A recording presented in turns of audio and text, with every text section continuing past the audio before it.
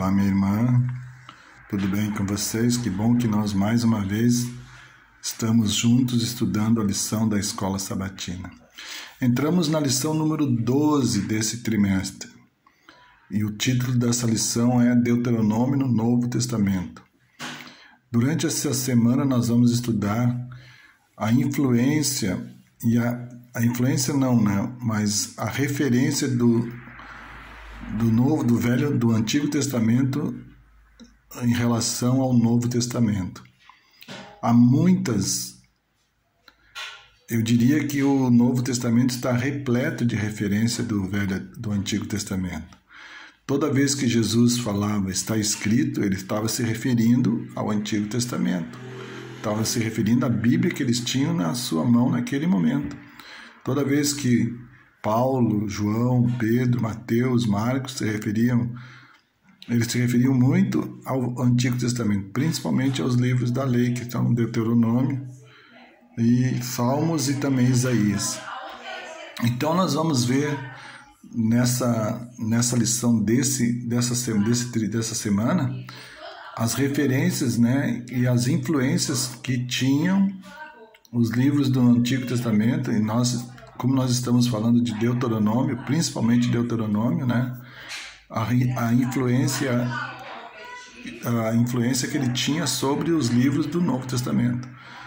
Eu fico impressionado quando eu vejo assim igreja, pessoal pregando sobre Deus, pregando sobre Cristo, com a Bíblia na mão, dizendo que o Antigo Testamento foi completamente deixado de lado. Na realidade, isso não tem fundamento bíblico nenhum, porque toda vez que nós abrimos a Bíblia para estudar agora, principalmente o Novo Testamento, eles não tinham outra referência que não era o Antigo Testamento, porque eles não tinham uma Bíblia na mão pronta, e a Bíblia e o Novo Testamento não tinha sido nem escrito ainda. Então, quando Paulo escrevia, quando Pedro escrevia, quando João escrevia, e quando Cristo, lá, por exemplo, no deserto, toda vez que ele se referiu a alguma coisa que está escrita, ele estava se referindo ao Antigo Testamento, principalmente ao livro de Deuteronômio. Durante essa semana, então, nós vamos poder ver essa comparação, poder estudar um pouquinho mais sobre Deuteronômio e os livros do Novo Testamento que se referiam a ele. E que Deus nos abençoe e que tenhamos uma semana muito agradável e que possamos crescer em graça diante de nosso Deus. É a minha oração por mim e por vós. Amém.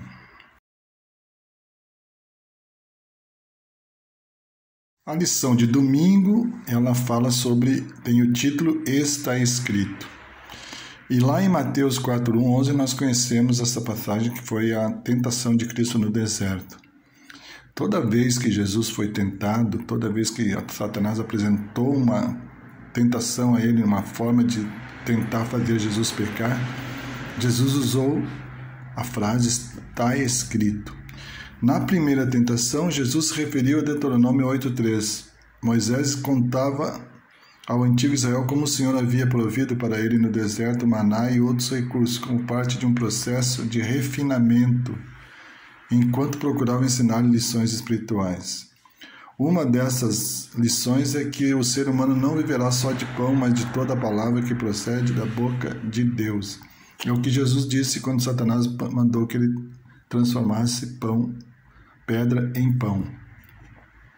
O Senhor deu o alimento físico, mas também espiritual. Não se pode pegar apenas o primeiro nem o segundo. Jesus usou a imagem do pão como transição para Deuteronômio para repreender Satanás e a dúvida que ele tentou despertar em Cristo Jesus. Então veja, Jesus usando aqui Deuteronômio, o Velho Testamento, para poder se fortalecer diante das tentações que o inimigo estava colocando diante dele. Na segunda tentação, a lição diz que Jesus citou Deuteronômio 6,16, em que Moisés falava ao povo da rebelião em Massá. Está lá em Êxodo 17, 1-7. Não ponha à prova o Senhor teu Deus, como fizeram em Massá. A expressão pôr à prova pode significar tentar ou testar.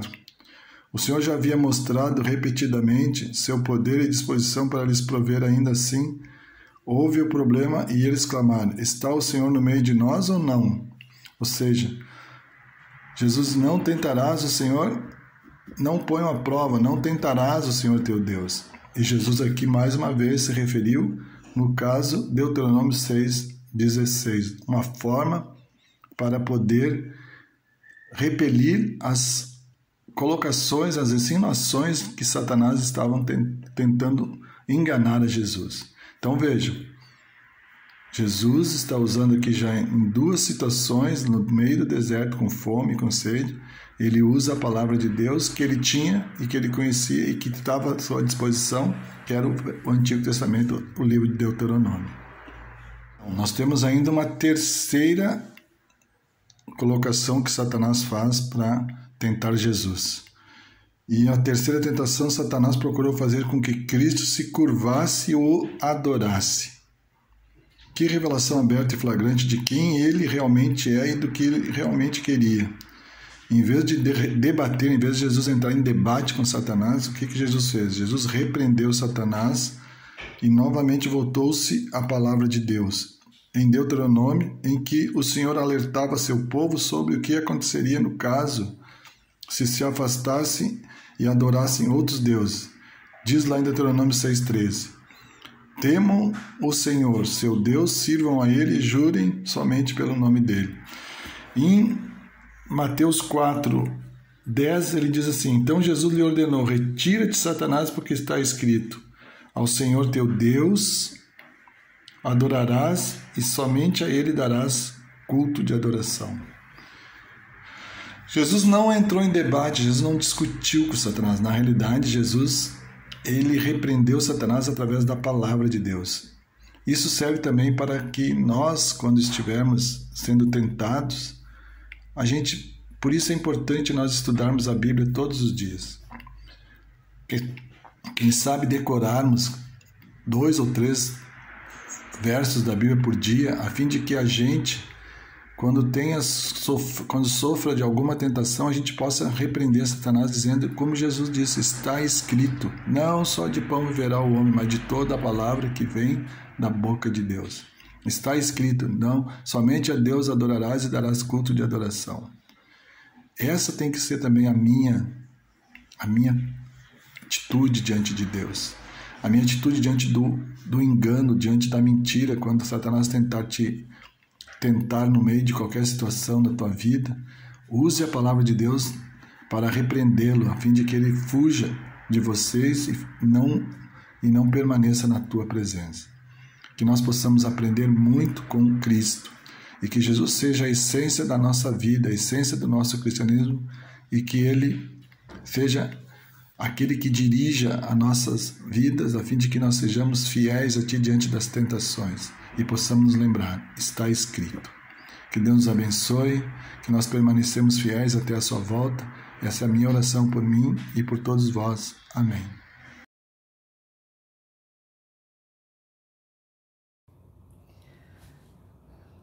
Olá, meus irmãos, meus amigos. Mais uma vez nós estamos aqui para estudar a lição da Escola Sabatina. E hoje nós estamos estudando Levantando Rostos, é o nosso título. É a 12ª lição. Já estamos no fim do trimestre, não é mesmo, irmãos? Mas aprendemos muito a respeito do livro de Deuteronômio. E agora nós vamos ver que Moisés, lá no capítulo 10, ele estava novamente chamando a atenção, admoestando o povo de Israel. Mais uma advertência. E ele disse algo muito especial. Ele disse, não levantem os rostos de vocês para as pessoas fazendo que elas não existem. Porque Deus não faz acepção de pessoas. Todos são iguais perante Deus. E Deuteronômio de 10, de 17 a 19, nós lemos que Deus está chamando o seu povo. Moisés está dizendo para o seu povo, o Senhor vosso Deus é poderoso e temível e não faz acepção de pessoas. Para Deus todos são iguais. Por quê que todos são iguais? Porque nós somos filhos de Deus.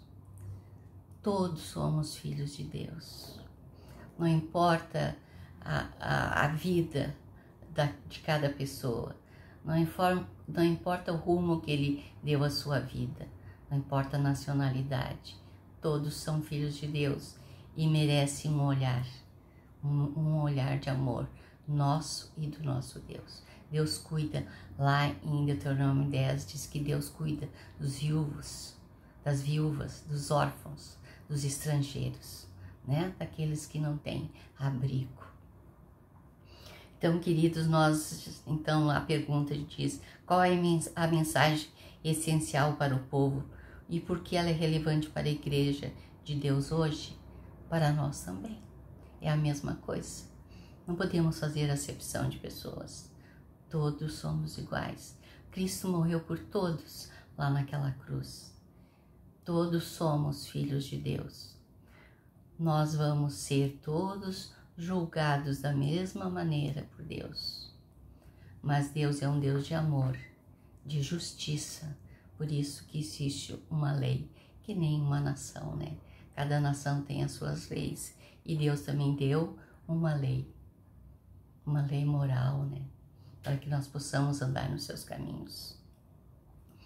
Lá em Atos 10:34, diz o seguinte: reconheço por verdade, Deus não faz acepção de pessoas.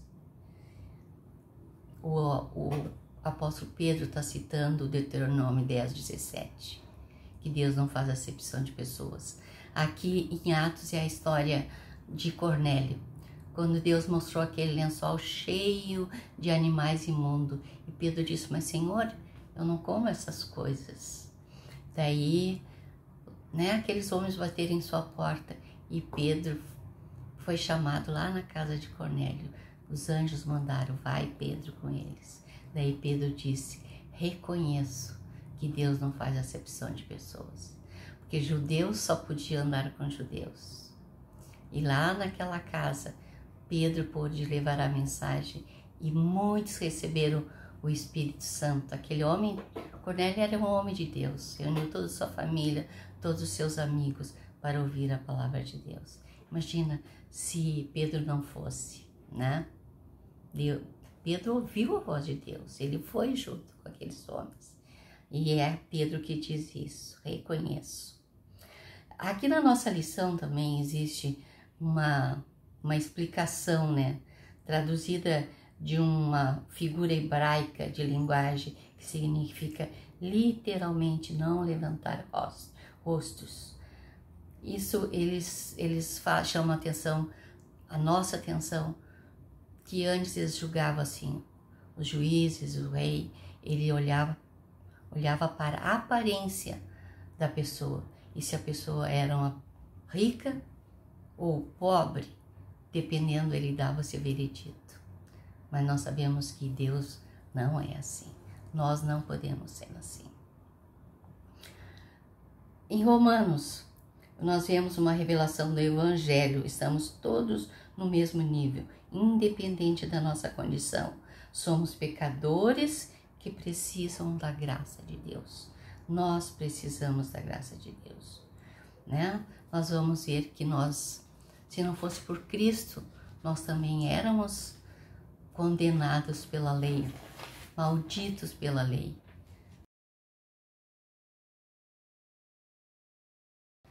Agora aqui, na lição de terça-feira, nós vamos estudar amaldiçoado em um madeiro. Cristo Jesus, né, levou a culpa dos nossos pecados e se tornou uma maldição. Cristo se tornou maldição em nosso lugar. Agora, por que isso era? Por que era maldição?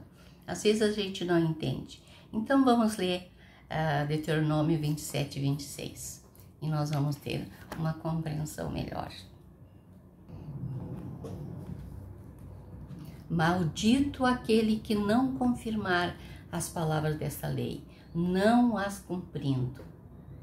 Então, isso era Deus que estava dizendo: maldito aquele que não confirmar as palavras da lei, não as cumprindo. Então, todo aquele que não cumpria a lei de Deus, ele era maldito. Mas Jesus Cristo não pecou. Por isso ele pôde pagar o preço naquela cruz, sendo inocente, completamente inocente. Um de nós não podia ser, mas Deus teve que vir ao mundo para pagar o preço da maldição da lei. Dá para entender, irmãos, o que o apóstolo Paulo fala. Nós estávamos debaixo da lei, da maldição da lei, mas Cristo veio, morreu em nosso lugar e tirou essa condenação de nós. Bendito o Senhor Jesus, né? Que fez isso por nós, nós não merecendo. Então, maldito aquele que não confirma essas palavras da lei. Agora nós podemos entender melhor, né? O que Paulo quis dizer é que não somos salvos pelas obras da lei, mas pela morte de Cristo em nosso lugar, a qual nos é acreditada pela fé. Sua ênfase é que Cristo fez por nós na cruz. Ele pagou o preço dessa maldição lá naquela cruz. Por isso que Cristo se fez maldito por nós. Cristo se tornou maldição em nosso lugar. Que triste, né, queridos? Porque enfrentou a maldição da lei. E por isso que o apóstolo Paulo diz em Gálatas 3:14, a fim de que recebêssemos pela fé o Espírito prometido, Cristo se fez maldição, para que nós recebêssemos pela fé a salvação através de Cristo Jesus. Por isso que todo aquele que crer em Jesus Cristo será salvo, e aquele que não crer já está condenado. Ninguém a não ser Cristo poderia redimir da maldição da lei o homem decaído e levá-lo novamente à harmonia no céu. Cristo tomaria sobre si a culpa, a humilhação do pecado, tão ofensivo para Deus, santo, que deveria separar entre si o Pai e o Filho. Deus separou o seu Filho amado para morrer por nós. Ah, queridos, que possamos amar esse nosso Jesus, que possamos acreditar, crer que Jesus Cristo, Ele morreu em nosso lugar. E devemos ser gratos a Deus toda a nossa vida, todos os dias andarmos com Ele. Que Deus nos abençoe para que possamos ter a compreensão certa. Até a próxima semana, irmãos. Fiquem com Deus.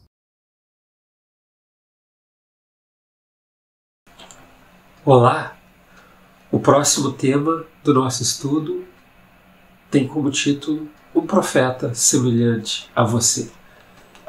A questão envolvendo profetas, ela é muito relevante, porque o profeta nada mais é do que um representante de Deus. Ora, se alguém é representante de outra pessoa, isso significa que ela representa os ideais propostos por aquele a quem ela representa.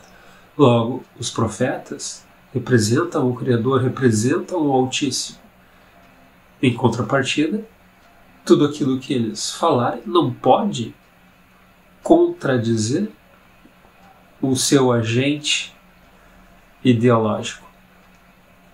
Então, com isso, nós podemos concluir que um profeta de Deus jamais vai contradizer aquilo dito pelo próprio Deus. E Moisés, quando mencionava a questão da importância de adoração do povo em relação a Deus, porque o povo, assim como no contexto atual, existe uma grande tendência de se distanciar de Deus, de, infelizmente, adorar outros deuses, cultuar outros deuses. Mas aquele povo que se mantém firme na adoração do Deus verdadeiro colhe ótimos resultados. E a instrução de Moisés era justamente isso. Sirvam de exemplo para outras nações, para que as outras nações venham a reconhecer e adorar o mesmo Deus que vocês. E os profetas tinham um papel fundamental dentro desse contexto. se nós viajarmos agora para o Novo Testamento, e lá nós encontramos um texto muito interessante no livro de Atos, capítulo 3, verso 22, diz assim: Disse na verdade a Moisés: O Senhor Deus vos suscitará dentre vossos irmãos um profeta semelhante a mim. A ele ouvireis em tudo quanto vos disser. Os profetas existem justamente para servir de referência ao povo de Deus. Estejamos atentos à voz de Deus e de todos aqueles que representam os ideais celestiais.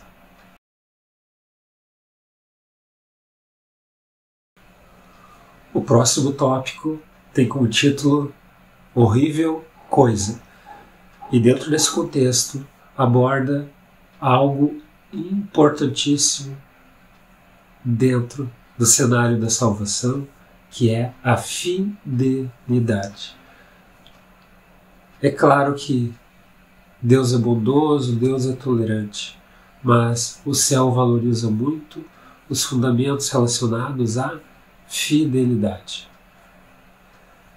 Existe uma parábola na Bíblia, e nós vamos ler apenas um verso bem objetivo e também impactante, que está lá no livro de Mateus, capítulo 22, verso 13, que diz assim: Então ordenou o rei aos serventes: amarrai-os de pés e mãos, lançai-o para fora, nas trevas. Ali haverá choro e ranger de dentes.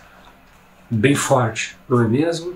É uma questão de condenação. Se você observar o contexto, existiam servos que não foram fiéis diante daquele rei e sofreram as consequências.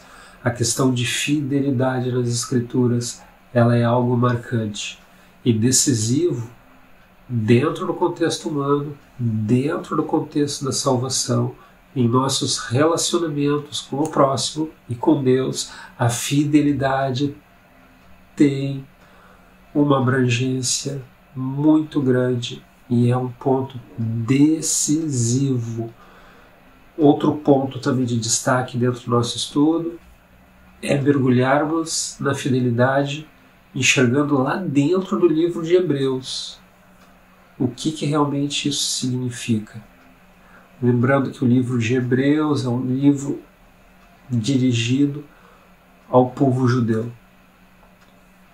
É um povo alertando, é Deus alertando o seu povo para se manter com os olhos fixados naquele que é fiel, verdadeiro e justo. Ou seja, Jesus Cristo. Jesus Cristo é o centro do livro de Hebreus. Ele se apresenta como a verdadeira graça, como o verdadeiro intercessor, como o verdadeiro sacerdote interessado pelo seu povo.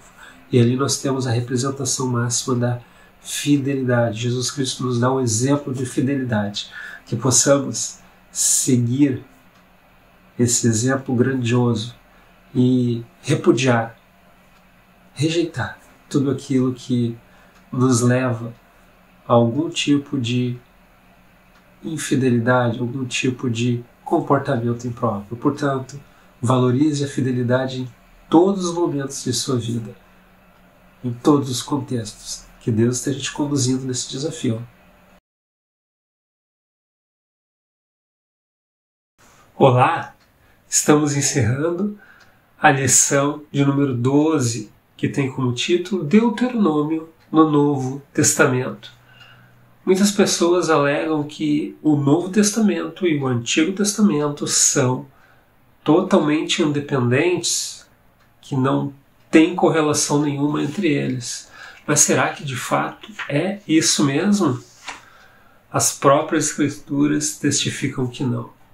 Os livros estão interconectados. Apesar dos autores terem vivido em épocas distintas, em culturas diferentes, em regiões talvez diferentes, quem estava no comando era a mesma pessoa, ou seja, Deus. Portanto, nós temos nítidas evidências de que Deuteronômio também influenciou o Novo Testamento. E quando nós paramos para analisar com calma, Jesus utilizou em muitas de suas mensagens, ele trouxe do Antigo Testamento, ele resgatou preciosidades do Antigo Testamento para evidenciar no Novo Testamento. Então, quando você abrir as páginas da Bíblia, seja no Antigo Testamento, no Novo Testamento, você vai perceber de que, divinamente, os livros estão interconectados. É claro que existe a divisão do Antigo e do Novo Testamento para uma questão de distribuição literária, para facilitar a interpretação, para dividir épocas e gerações. Mas não se esqueça, a Bíblia é um livro fantástico que atravessou inúmeras gerações e chega à nossa disposição hoje. Então, Deuteronômio está sim vinculado, contribuindo também para o Novo Testamento. Que Deus abençoe você, que Deus esteja zelando pela sua família, pelos seus ideais. Nos encontramos na próxima semana. Tchau, tchau. Pai, confiamos no Teu tempo e no Teu jeito para responder às nossas orações. Tu sabes o que é melhor e sempre farás o melhor. Que a Tua vontade seja feita sempre. Em nome de Jesus. Amém.